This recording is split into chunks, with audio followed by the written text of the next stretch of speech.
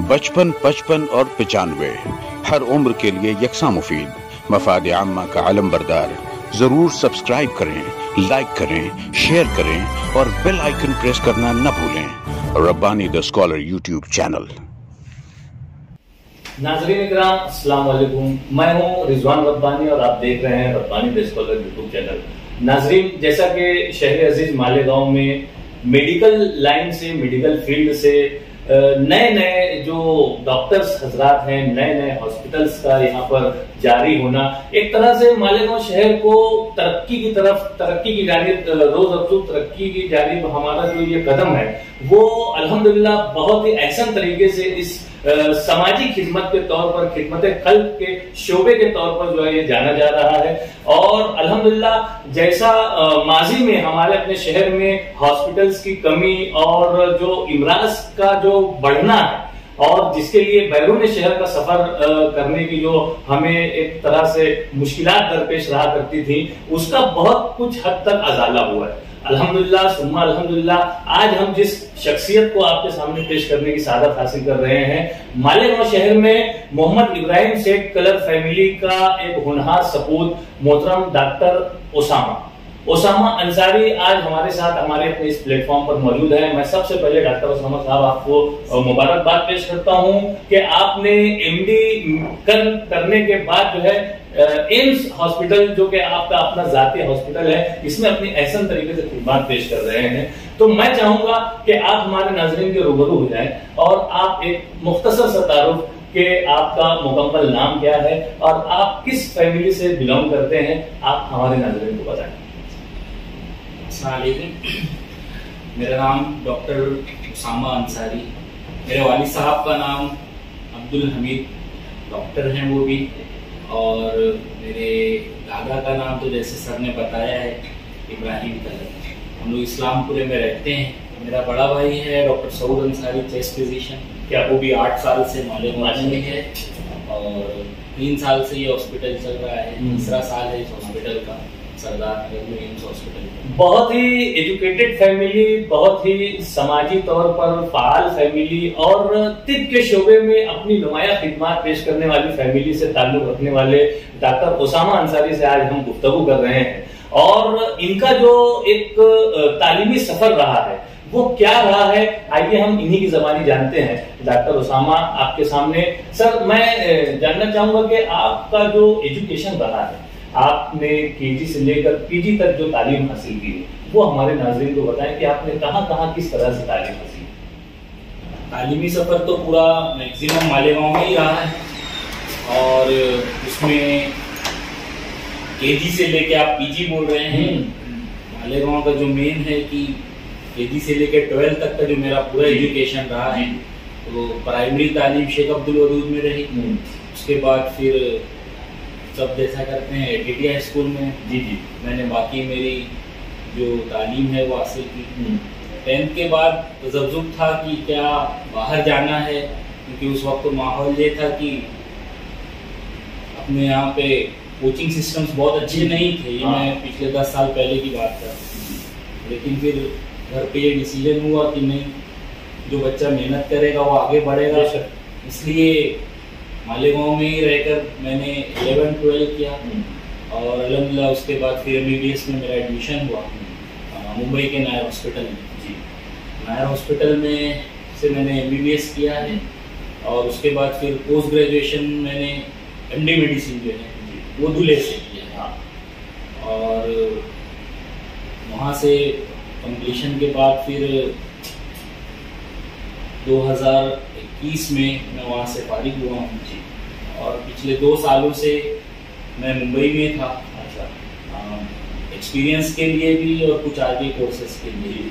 तो मैं यहाँ पर जानना चाहूंगा कि जैसा कि आपने अपना एजुकेशन बताया कि आपने मुंबई के नायर से MBBS किए, एक बड़ी बात है कि मुंबई जैसे शहर में नायर हॉस्पिटल जो कि अपना एक मकाम रखता है, वहां से MBBS की डिग्री हासिल करना और उसके बाद मजीद आपने तैयारी करके MD भी किया और MD का सफर आपने धुलिया से मुकम्मल करने के बाद जो है वापस से आप मुंबई गए और वहां पर अपना एक्सपीरियंस और अपने तजुर्बात को हासिल किए। तो मैं चाहूंगा कि आप अपने एक्सपीरियंसेस को यहाँ पर हमारे नाज़रीन को बताएं कि आपको किस तरह के तजुर्बात मिले और इस 2 साल पीरियड में आपने क्या क्या कैसे कैसे मरीजों को देखा और किस तरह से आपने उनका ट्रीटमेंट किया। असल में मुंबई जाने का जो मकसद है, जो उस वक्त में गया तो कोविड का पीरियड बस फिनिश हुआ था पहली वेव। अच्छा।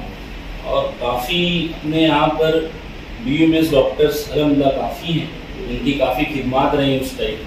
लेकिन इशू ये था कि जब पेशेंट थोड़ा और बैड हो जाता है तो अब उसको ICU की ज़रूरत है और ICU के लिए एक प्रॉपर मैनेजमेंट के लिए क्या सिस्टम है, क्या फॉलो करना है, कितना क्या डोजेस कैसे देना है, इसके लिए मुंबई में आज लेटेस्ट क्या चल रहा है वो समझना और उस नहेज पर कितना मालेगांव में उसको अप्लाई करके लोगों को हेल्प की जा सकती है। और कम जैसे अपना गांव जो है वो डिवाइडेड है, ज़्यादा मजदूर तबका है और इसलिए जो चीज़ें मुंबई के बड़े कॉरपोरेट हॉस्पिटल में की जाती हैं सारी चीज़ें नहीं दी जा सकती, लेकिन उसमें से क्या चीज़ों को अपने मालेगांव लेवल पे अप्लाई किया जा सकता है पहले तो वो समझना है और उसको अप्लाई करना है।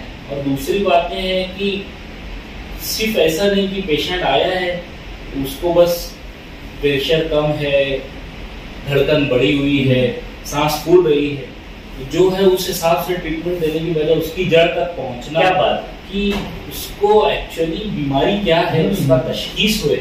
जब तशखीस होगी तो जहाँ से वहाँ बराबर से इलाज होगा तो फिर उसका प्रेशर खुद ब खुद सेटल होने लगेगा, उसकी धड़कन नॉर्मल की तरफ आ जाएगी और पेशेंट अलहमदुलिल्लाह उसको कम वक्त में कम दवाइयों से ज़्यादा रिस्पॉन्स मिलेगा। ये तो बहुत ही अच्छी बात बताई कि मौजूदा दौर में डॉक्टर साहबान की जो खिदमत है वो अज़रिन शम्स है, उसमें कोई दो राय नहीं, लेकिन सही तशखीस और जड़ तक पहुंचने की जो बात डॉक्टर उसामा यहाँ पर कर रहे हैं, ये यकीनन मौजूदा दौर के जो डॉक्टर हजरात हैं उनके लिए ये बहुत ही कीमती मशवरा हो सकता है कि हम मरीज को देखने के बाद उसके मर्ज की तशखीस करने के बाद उसका सही ट्रीटमेंट किस तरह से हम कर सकते हैं, कम खर्च में बेहतर इलाज, बेहतर सहूलियत हम किस तरह से पेश कर सकते हैं, ये सारी चीजें मैं डॉक्टर साहब मैं जानना चाहूंगा कि आपको अभी तक के कैसे मरीजों से साबका पड़ा है, कौन कौन से मरीज आपसे इस्तेफादा कर रहे हैं। मैं पिछले 1 महीने से मालेगांव में हूँ और मैं इस हॉस्पिटल में जो है फुल विल जिसको बोलना चाहिए वेल इक्विप्ड हॉस्पिटल है।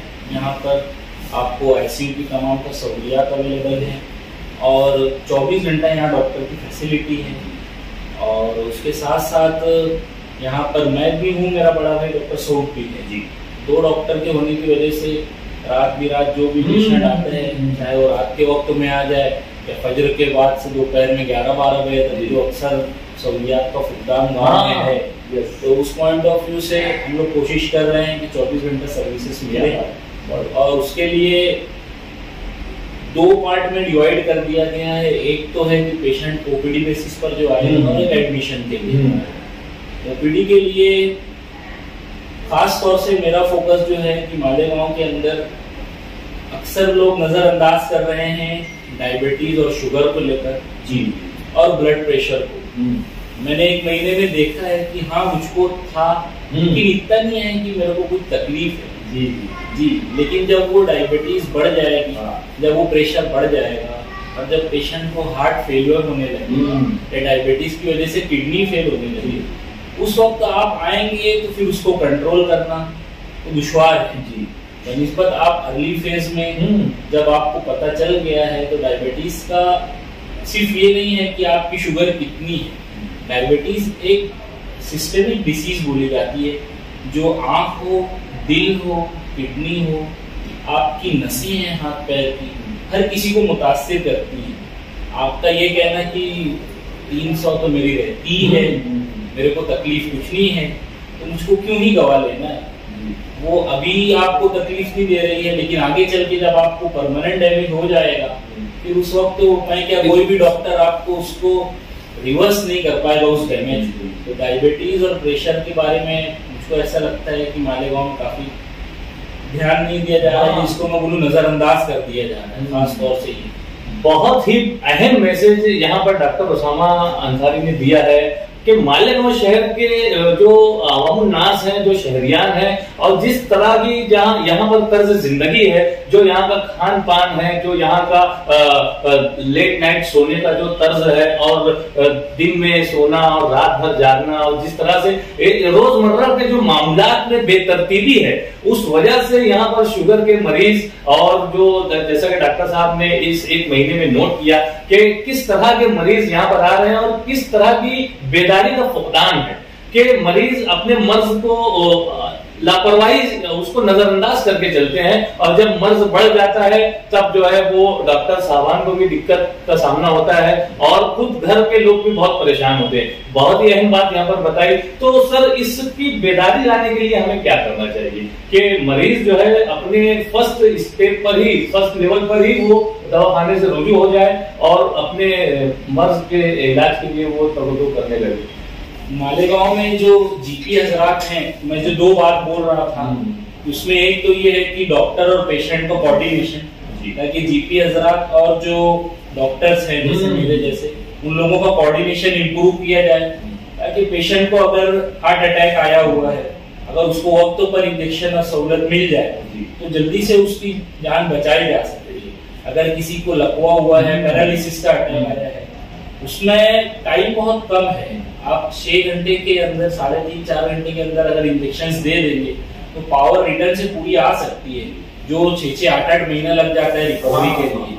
तो जीपी हजरात और डॉक्टर्स का कोऑर्डिनेशन के बारे में मैं चाहूंगा कि उसमें बेहतरी लाने के लिए और कोशिश की जाए, और उसके लिए मैं व्हाट्सएप ग्रुप्स वगैरह बना के करने की कोशिश कर भी रहा हूँ, माशाल्लाह काफी प्लान्स हैं। दूसरा ये है कि ग्राउंड लेवल पर जो अपने लोग हैं, एरिया वाइज कैंप किया जाए, मेडिकल कैंप, जी मेडिकल कैंप करके अवेयरनेस लाई जाए कि इन लोगों को क्या प्रेशर है, डायबिटीज है, हार्ट की शिकायतें हैं, जो बेसिक आप कैंप के जरिए लोगों को एक अवेयरनेस प्रोग्राम भी हो जाए, और वहां पर अगर किसी को एडवांस कोई डिसीज है तो फिर उसको उस वक्त बर वक्त इलाज किया जा सके। ये 2 तरीके से मुझको लगता है कि ये जो इश्यूज जो आपने कहे थे उस पे काबू पाया जा सकता है। ये बहुत ही अच्छी बात बताई है डॉक्टर उसामा अंसारी ने कि मालेगांव शहर में हमा वक्त आए दिन मेडिकल कैंप का इनेकाद किया जाता है, जिसकी वजह से जो आवाम में एक बेदारी की लहर है, और उससे जो है सही पेशेंट सही डॉक्टर तक पहुंच जाता है, और उसी के साथ साथ जो है जो इमराज की तशखीस है वो सही तौर पर होने के बाद जो है वो इलाज सही तरीके से किया जा सकता है। ये एक अच्छी बात बताई। तो क्या आपका भी इरादा है मेडिकल कैंप करने का? इरादा तो है, क्योंकि करना तो पड़ेगा। जब 1 महीने में पता चल रहा है क्या क्या इश्यूज आ रहे हैं, तो एजुकेट के पॉइंट ऑफ व्यू से तो कैंप लेना है, उसके लिए बातचीत चल रही है। अच्छा, मैं ये जानना चाहूंगा कि आप जिस वक्त मुंबई में मौजूद थे और वहां पर आपने जो एक्सपीरियंस और तजुर्बात की जो बातें बताई, तो उसमें आपको किन मरीजों से सामना पड़ा? एक्चुअली मैं मुंबई में दसलोक हॉस्पिटल में था जी। दसलोक हॉस्पिटल जाने का मेन मकसद ये था कि वहाँ पर सारे डिपार्टमेंट्स अवेलेबल हैं, और मैं वहाँ पर पर्टिकुलरली काफी वक्त आईसीयू में दिया हूँ, और उसके साथ साथ जो स्पेशलाइज कंसल्टेंट्स वहाँ पर अवेलेबल हैं, जैसे ब्रेन के न्यूरो फिजिशियंस हैं, या किडनी के स्पेशलिस्ट नेफ्रोलॉजिस्ट हैं, या हार्ट के हैं, मैंने उनके साथ उनकी प्राइवेट ओपीडीज भी साथ में अटेंड करके उनका एक्सपीरियंस लिया है कि उनका क्या अप्रोच है, किस तरीके से अगर वो पेशेंट आता है तो किस तरीके से मैनेज करते हैं, सुपर स्पेशलिस्ट जो है उनका। और आईसीयू ज्वाइन करने का मकसद ये था कि वहाँ पे हर रोज हर तरीके के पेशेंट्स देखने को मिले, चाहे वो ब्रेन का हो, चाहे हार्ट का हो, चाहे एंजियोप्लास्टी हो, चाहे बाईपास हो, हर रोज कुछ बड़ा ऑपरेशन, चाहे कैंसर का हो, जो ऑपरेशन के बाद पेशेंट आए उसको कैसे मैनेज किया जाए, छोटा ऑपरेशन तो नहीं बोलना चाहिए, लेकिन हर्निया अपेंडिक्स के अलावा भी जो कैंसर के बड़े ऑपरेशंस हैं और उसके अलावा हार्ट की बड़ी सर्जरीज हैं, वो करने के बाद पेशेंट को किस तरीके से मैनेज किया जाए, वो भी एक इम्पोर्टेंट स्टेप है। और बाकी अक्सर जो लीवर के अमराज हैं, जो अक्सर कमर वगैरह की शिकायत हो जाती है, साथ साथ जो मैं कहूँगा कि अपने यहाँ पर मुझको ऐसा लगता है कि काफ़ी लेडीज लोगों में कमर की शिकायतें बहुत मुझको देखने को मिली है। जॉइंट पेन जिसको गठिया बोला जाता है या रूमेटॉइड आर्थराइटिस जो बोला जाता है, आर्थराइटिस की शिकायतें मुझको बहुत ज़्यादा देखने को मिल रही हैं। अल्हम्दुलिल्लाह मैंने उस पॉइंट ऑफ व्यू से भी काफ़ी अच्छा एक्सपोजर लिया हुआ है। आपको अगर ऐसा कुछ शिकायत है तो इशू ये हो रहा है कि दर्द की गोलियां लेने का मिजाज बना हुआ है। जी। आर्थराइटिस का दर्द की गोली से नहीं जाएगा। हाँ, दर्द की गोली से आपको टेम्पररी रिलीफ मिल सकता है, लेकिन लॉन्ग टर्म में उसका साइड इफेक्ट आपकी किडनी को मुतासिर करने ही वाला है। हाँ, आर्थराइटिस की आप गोलियां लेंगे तो आपका दर्द की गोली लेना बंद हो जाएगा या काफी हद तक कम हो जाएगा। तो इस तरीके से मैंने मल्टीपल शोबों के अंदर काम किया है मुंबई में, और सिर्फ प्राइवेट ही नहीं, मैंने गवर्नमेंट सेक्टर में भी काम किया कि अगर किसी के पास बहुत पैसा है और वो चाहता है इन्वेस्टमेंट करना है, मुझको अच्छे से अच्छा काम करना है, तो कैसे मैनेज किया जाए। और मालेगांव का जो बड़ा तबका है, जो बहुत गरीब है, जो उतना पेशेंट या पैसा अफोर्ड नहीं कर सकता है, तो उसके लिए मैं क्या एडजस्ट करके कैसे करके कम पैसे में उसका इलाज कर सकूं और उसको भी उसी तरीके का बेनिफिट मिल सके, उसके लिए भी क्या करना है, वो भी अल्हम्दुलिल्लाह मैंने सीखने की कोशिश की है मुंबई में। बहुत ही अच्छे तजुर्बात के साथ, बहुत ही अच्छे एक्सपीरियंस के साथ, और मर्ज की तशखीस करके जड़ तक पहुंचने का जो एक जबरदस्त एक्सपीरियंस लेकर डॉक्टर उसामा अंसारी जो है वो अपने शहर मालेगांव शहर में अपनी खिदमत पेश कर रहे हैं एम्स हॉस्पिटल में। मैं बहुत मुबारकबाद पेश करता हूँ। 55, 55 और 95 हर उम्र के लिए यकसा मुफीद, मफाद आम्मा का अलम बरदार। जरूर सब्सक्राइब करें, लाइक करें, शेयर करें और बेल आइकन प्रेस करना न भूलें। Rabbani the scholar YouTube channel. Rabbani the scholar YouTube channel इल्मी, अदबी, दीनी, मिल्ली, समाजी, सकाफती, तहजीबी, फलाही, तिब्बी, फ़न्नी, माशी, तिजारती, माशरती, इंतज़ामी, इनकलाबी, तहरीकी, तहकीकी, तकनीकी, तफ्तीशी, तामीरी, तालीमी व मालूमाती यूट्यूब चैनल। ज़रूर सब्सक्राइब करें, लाइक करें, शेयर करें और बेल आइकन प्रेस करें। Rabbani the scholar YouTube channel.